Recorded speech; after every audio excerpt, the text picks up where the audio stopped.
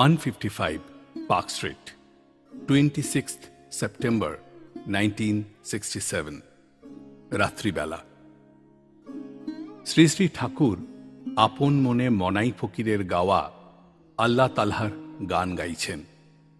কিছুক্ষণ গাওয়ার পর বললেন, মনাই ফকির খুব সুন্দর গাইত, একেবারে তন্ময় হয়ে থাকত। কুসুমদি এবং কালিদাস, আরেকটু গাও, খুব ভালো লাগছে। শ্রী শ্রী ঠাকুর আরও কিছুক্ষণ গান গেয়ে বলা শুরু করলেন। মনাই ফকির অনেক রাত্রে আমার কাছে এসে বসত। আমার তখন 5-6 বছর বয়স। আমি ছোট একটা বাঁশের ঘর করেছিলাম। ওই জগদীশ হাইরা, তারপর অজিত নম, নিকুঞ্জ ভুইমালি, এরকম আরও কয়েকজন মিলে ওই ঘরটা তৈরি করেছিল। আমিও ওদের সাথে হাত লাগিয়েছিলাম। ওই ঘরে সারা রাত বসে থাকতাম। জগদীশ হাইরা ও আরও কয়েকজন এসে মাঝে মাঝে বসত। ওরা মাঝে মাঝে ধুনা জ্বালাত।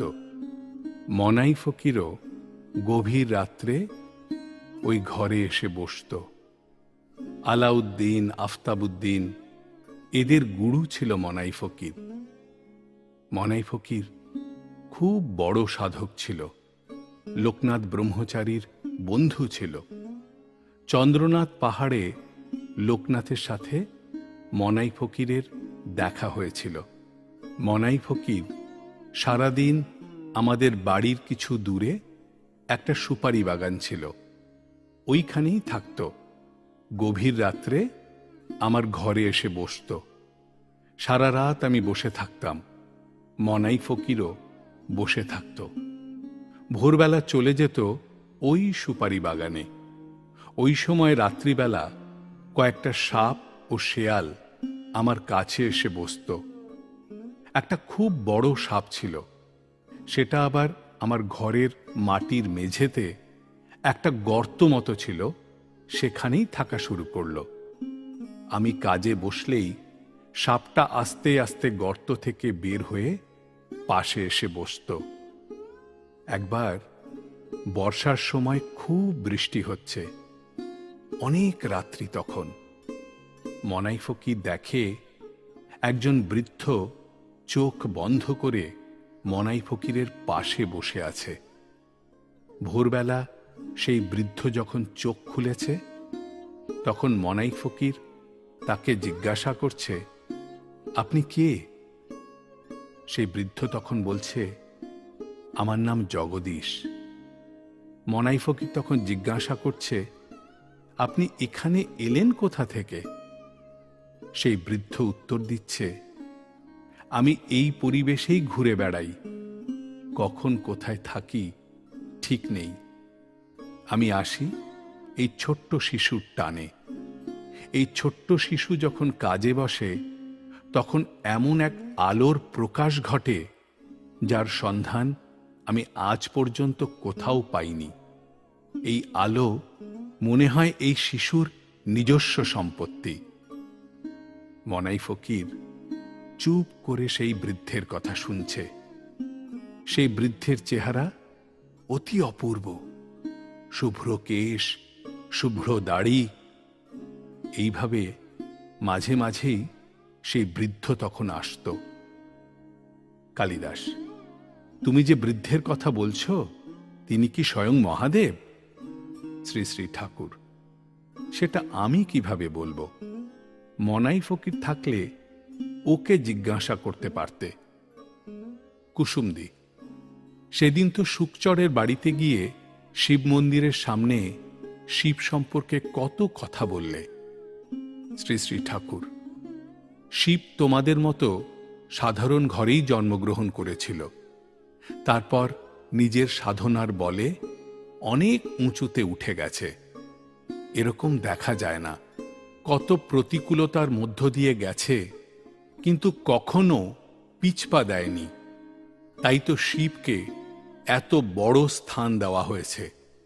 বলা হয়েছে দেবাদিদেব মহাদেব। কালিদাস, সেই শিব কি এখনো সাধনা করে চলেছেন? শ্রী শ্রী ঠাকুর, এই বিশ্বব্রহ্মাণ্ডের কাজে সবাইকেই যুক্ত থাকতে হয়।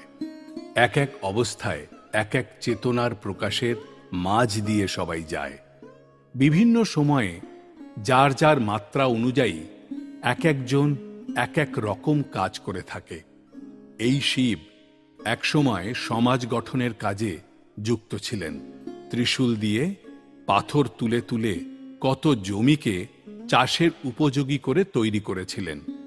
মানুষের সেবায় নিজেকে উৎসর্গ করেছিলেন। কিন্তু গভীর চেতনার মাঝে উপস্থিত হয়ে এমন এক সাড়ার সন্ধান পেলেন, যেখানে পৌঁছে শিবের কর্মের ধারা একেবারে পরিবর্তিত হয়ে গেল। তারপর আর শিবের খোঁজ পাওয়া যায়নি।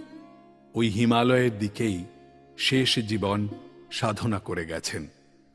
কালিদাস, যদি আরেকটু বুঝিয়ে বলো। শ্রী শ্রী ঠাকুর, তোমরা যখন ডাক্তারের কাছে ব্যথা বেদনা নিয়ে যাও, তখন সেই ব্যথা নিবারণের জন্য ওষুধ দেওয়া হয়। একটা হলো সাময়িক বেদনা যাতে উপশম হয় তার ব্যবস্থা, আর তার থেকে বড় ডাক্তার যিনি আছেন, তিনি শুধু সাময়িক ব্যথার উপশমের মধ্যে না থেকে একেবারে রোগের মূল উৎপাটনের ব্যবস্থা করেন। পেইন কিলার দিয়ে সাময়িক ব্যথা বেদনার উপশম করাটা বড় কাজ, না একেবারে কোনোদিন যাতে আর সেই রোগ না হয় সেই ব্যবস্থা করাটা বড় কাজ? নিশ্চয়ই রোগের মূল উৎপাটন করাটা বড় কাজ, তাই তো? সেজন্য এখানকার রোগ শোক সারানো হলো ওই পেইন কিলার বড়ি দিয়ে সাময়িক ব্যথা কমানোর চেষ্টা। আর তার থেকে বড় যিনি, তিনি চাইবেন কিভাবে চিরকালের জন্য রোগমুক্ত করা যায়, যাতে কোনোদিনই আর সেই রোগের প্রকোপে পড়তে না হয়। তাই শিবও একদিন বসে গেলেন সেই পরম সমাধানের খোঁজে, যে সুরের সন্ধান পেলে আর কোনোদিনই এই পৃথিবীর ব্যথা বেদনার কবলে পড়তে না হয়। সেই চিরযুগের পরম সমাধানের খোঁজে শিব নিজেকে আত্মোৎসর্গ করলেন। তিনি এটাই দেখলেন যে এখানকার রোগ শোক অভাব অভিযোগ যেমন দূর করা প্রয়োজন, ঠিক সেরকম কিভাবে চিরকালের জন্য এই সমস্যাগুলোর হাত থেকে রক্ষা পাওয়া যায় সেটার চেষ্টা করাটাও দরকার। গভীর সাধনায় ডুবে থেকে তিনি এই বিশ্বের সৃষ্টির আদি সুরের সন্ধানে নিজেকে ছেড়ে দিলেন। এই ব্যথা কেন, এই বেদনা কেন, এই আঘাত কেন, এর দ্বারা প্রকৃতির আদি সৃষ্টি রহস্যের কি বার্তা আমাদের কাছে এসে পৌঁছাচ্ছে, সেই সাধনার পথেই তিনি এগিয়ে চললেন। এই সময় শ্যামবাজার বাড়ি থেকে একটা ফোন আসে এবং শ্রী শ্রী ঠাকুর ফোনে কিছুক্ষণ কথা বললেন। শ্রী শ্রী ঠাকুর, মায়ের পেটে একটা ব্যথার মতো হয়েছে, তাই দ্বিজু ফোন করে জানালো। কি যেন বলছিলাম? কালিদাস, শিবের কথা বলছিলে। শ্রী শ্রী ঠাকুর, শুধু শিব বলে নয়, আরও যারা বড় বড় হয়ে গেছেন তারাও সৃষ্টি রহস্যের গভীর সুরে ডুবে রয়েছে। আমি যখন ছোটবেলায় কাজে বসতাম, এরকম অনেকে দেখা করতে আসতো। আমি যে এসেছি, আমার নিজের খুশিতে আমি এসেছি, অনেকের অনুরোধে এসেছি, যাতে ওরা দেখতে পারে দেহ নিয়ে এসে অনেক নিচু মাত্রা থেকে শুরু করেও কিভাবে সেই পরম সুরের মাত্রায় পৌঁছানো যায়। আমার নিজস্ব মাত্রা থেকে অনেক নিচে নেমে আমাকে আসতে হয়েছে। সেই নিচু মাত্রা থেকে শুরু করে কিভাবে আবার পূর্ণ মাত্রায় পৌঁছাতে হয়, সেই কাজ আমি ৫-৬ বছর বয়স থেকে শুরু করে ২০-২১ বছর বয়সের মধ্যে করে দেখিয়েছি। সবাই অবাক হয়ে গেছে, কিন্তু একটা প্রশ্ন আমাকে করাই যেতে পারে। যতই নিচু মাত্রায় আমি নিজেকে নামিয়ে আনি না কেন, আমার যে সহজাত বুঝ, সেটা তো আমার সাথে সাথেই রয়ে গেছে। যেমন দেওয়ালের ওপারে কোনো আগুন থাকলে তার তাপ তো দেওয়াল ভেদ করে এপারেও এসে লাগে, এটাও সেরকম। আমার সহজাত বুঝের যে তাপ, সেই তাপ তো তার প্রকাশ করেই চলেছে। ছোটবেলায় একবার স্কুলের পরীক্ষার সময় একজন এসেছে আমার কাছে পরীক্ষায় কি কি প্রশ্ন এসেছে এটা জানতে। মাস্টার মশাই প্রশ্ন করার জন্য ওর বইটা নিয়েছিল। আমি বললাম, তুই বইটা নিয়ে আয়। আমাদের সেই মাস্টার মশাই তামাক খেতেন। আমি ওর বইটা খুঁজে খুঁজে ওই একটু হাতের ছাপ, একটু তামাকের চিহ্ন, বইয়ের কোনো পাতার ওপরে কাগজ রেখে যে প্রশ্ন লিখেছে সেরকম চিহ্ন দেখে দেখে 7-8টা প্রশ্ন ওকে বলে দিলাম। ঠিক সেই 7-8টা প্রশ্ন ও দেখে পরীক্ষায় এসেছে। এটা কিন্তু কোনো আধ্যাত্মিক ক্ষমতা প্রয়োগ করলাম না, শুধু আমার বুঝের যন্ত্রটা এত পাকা যে যেটা সাধারণের চোখে সহজে ধরা পড়ে না, সেটা আমার যন্ত্রে এসে সাড়া দেয়। শিশু বয়স থেকে, 5-6 বছর বয়স থেকে সেই বুঝের সাড়ায় সাড়া দিয়ে দিয়ে আমি বিশ্ব প্রকৃতির রহস্যের গভীরে পৌঁছে দেখেছি এই সৃষ্টির অন্তর্নিহিত রহস্য। কোটি কোটি বছর ধরে এই মহাবিশ্বের নানা জায়গায় অনেক বড় বড় মহান এই সমাধানের জন্য কাজ করে চলেছেন। তারা সব বিরাট বিরাট মহান, সবাই কাজ করে চলেছে। সেই সমাধানের পথটাকে সহজ করার জন্যই মনে হয় কিছুদিন ধরে যে কলমের গাছের কথা বলছি, এই দিকে তাকিয়েই প্রকৃতির থেকে কলমের গাছের চিন্তা এসেছে। প্রকৃতি যেন বলতে চাইছে, শুধু আমার পূর্ণত্বে পৌঁছানোই নয়, অপর কাউকেও সেই পূর্ণ মাত্রায় যেন আমি পৌঁছে দিয়ে যাই। প্রকৃতি থেকে কাউকে কলমের গাছ করে পাঠালে তাকে যদি আমি তৈরি করতে পারি, তখন তার মাধ্যমে অনেকেই সেই আদি অন্তহীন বিশ্বের সুরের সাড়া অতি সহজেই পেয়ে যাবে। কারণ যাকে তৈরি করব তার মধ্য দিয়ে আমার চিন্তাটাই তো রিফ্লেক্টেড হবে। আমি যে রেকর্ড নিয়ে এসেছি সেটা রাখতে গিয়ে অন্য কোনো দিকে তাকাতে পারছি না। একবার তৈরি করে দিতে পারলে তখন যারা খুব বড় বড় হয়ে গেছে তাদের কাজের ক্ষেত্রে সেই কলমের গাছ খুব সুবিধা করে দিতে পারবে। অনেক বছরের পরিশ্রম ওদের বেঁচে যাবে। পাহাড়ে এখনো অনেকে আছে যারা এরকম একজনের আশায় বসে আছে। আমার সেই সন্তান যে কলমের গাছ হয়ে তাদের কাছে যাবে, যদি যায় তাকে তারা পরম শ্রদ্ধায়, পরম ভালোবাসায়, ঈশ্বর জ্ঞানে জড়িয়ে ধরবে। কালিদাস। পাহাড় বলতে কি শুধু হিমালয়ের দিকটাতেই আছে, না পৃথিবীর অন্য কোথাও এরকম উঁচু স্টেজের সাধকেরা আছে? শ্রী শ্রী ঠাকুর। হিমালয়ের দিকটাতেই বেশি। ওখানে একটা অঞ্চলই আছে যেখানে এরা বসবাস করে। কালিদাস। তুমি যেবার গয়ায় গিয়েছিলে সেখানে বলেছিলে যে নর্মদার দিকেও কিছু আছে। শ্রী শ্রী ঠাকুর। থাকতে পারে কিছু, তবে হিমালয়ের মতো অত উঁচু না ওরা। যে যেখানেই থাকুক না কেন, আমার সেই কলমের গাছকে নিজেদের স্বার্থেই খুঁজে নেবে। কালিদাস। কলমের গাছ কি তাহলে নর্মদা আর হিমালয় দুই দিকেই যাবে? শ্রী শ্রী ঠাকুর। আমার কলমের গাছ কোথাও যেতে বাধ্য নয়, তবে যদি খুশি থাকে তাহলেই যাবে। সে তার আপন খেয়াল খুশিতে চলবে। এটা জোর করে করার ব্যাপার নয়। তবে যখন বসে আছে সবাই ওর জন্য, তখন তাদের সবার আকুল ব্যাকুল ডাকে ও সাড়া দেবে, এটা আশা করা যেতে পারে। সেটা হিমালয়ও হতে পারে, আবার কালিদাস যে নর্মদার কথা বলল সেটাও হতে পারে। তারা তাদের ব্যক্তিগত তাগিদেই সেই কলমের গাছকে খুঁজে নেবে।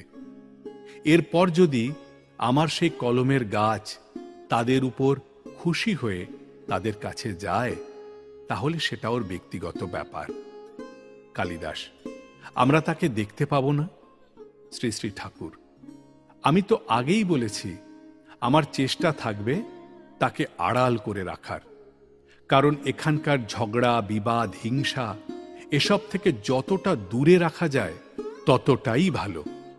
আমার কলমের গাছ হবে বিশ্বের এক অমূল্য সম্পদ।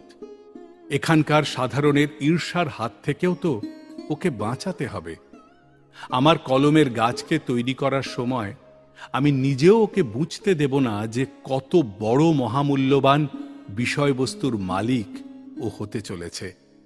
শুধু দূর থেকে নজর রেখে যাব। কারণ ওই যে আগেই বললাম, বিশ্বের সেই আদিতম সুরের সন্ধান নিয়ে আসবে আমার সেই সন্তান, যাকে আমি কলমের গাছ করে তৈরি করব। সকল সমস্যার অতি সহজ সমাধান ওর কাছ থেকে নিতে বিশাল বিশাল মহাপুরুষরা আসবে। তোমাদের চিন্তাধারার যে মাত্রা, তাতে তোমরা এই পৃথিবীর অভাব, রোগ, শোক এর বেশি ভাবতে পারো না।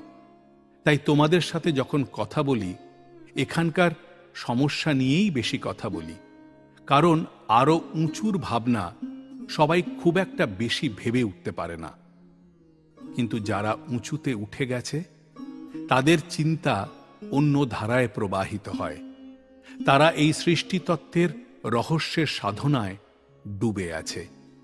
সেই সাধনার সুর আমার কলমের গাছ থেকে তারা জেনে নেবে। তাই তোমরা তাকে চিনতে পারলে কিনা সেটা বড় কথা নয়। যারা খুব উঁচুতে উঠে গেছে তারাই ওকে খুঁজে বার করে নেবে। তোমাদের মতো সাধারণদের মধ্যে যে বা যারা ওকে চিনে নিতে পারবে, বুঝে নিতে পারবে, তারা বিশেষ ভাগ্যবান, তারা মহাভাগ্যের অধিকারী। এইভাবেই বলতে হচ্ছে। কালিদাস। সেদিন ধীরেন ঘোষ বলছিল যে তোমার কলমের গাছ যে হবে সে নাকি শিবতুল্য হবে। শ্রী শ্রী ঠাকুর কিছুক্ষণ চুপ করে থেকে বললেন, এই বিষয় নিয়ে বাইরে বেশি আলোচনা না করাই ভালো।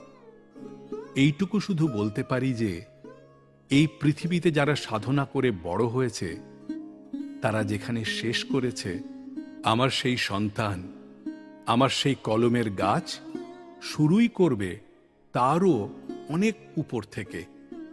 একজন পিতা কত কষ্ট করে একটা বাড়ি করল, কিন্তু তার সন্তান যখন ব্যবসা শুরু করছে, সে কিন্তু পিতার ওই সম্পত্তির উত্তরাধিকার নিয়েই শুরু করছে। বুঝতে পেরেছ? তোমার হয়তো একদিন কিছুই ছিল না, খুব দরিদ্র অবস্থার মধ্য দিয়ে কাটিয়েছ। তারপর খুব কষ্ট করে, পরিশ্রম করে একটা দোকান করলে, একটা বাড়ি করলে। তোমার সন্তান যখন ব্যবসার কাজে হাত লাগালো, ওকে কিন্তু অত কষ্ট করে শুরু করতে হলো না। শুরু থেকেই সে একটা তৈরি বাড়ি পাচ্ছে, তৈরি দোকান পাচ্ছে। এটাও অনেকটা সেরকম। আমার আধ্যাত্মিক উত্তরাধিকার তো আমার সন্তানই হবে। তাই কলমের গাছ হয়ে যে আসবে, তার মূল্য অসীম। আমার সেই সন্তান যে কলমের গাছ হয়ে আসবে, তাকে ভালোবেসে কতজন যে আমার কাছে পৌঁছে যাবে, তা ভাষায় ব্যক্ত করা যায় না। অনেকেই ওর আশায় বসে আছে। রাম ও নারায়ণ রাম।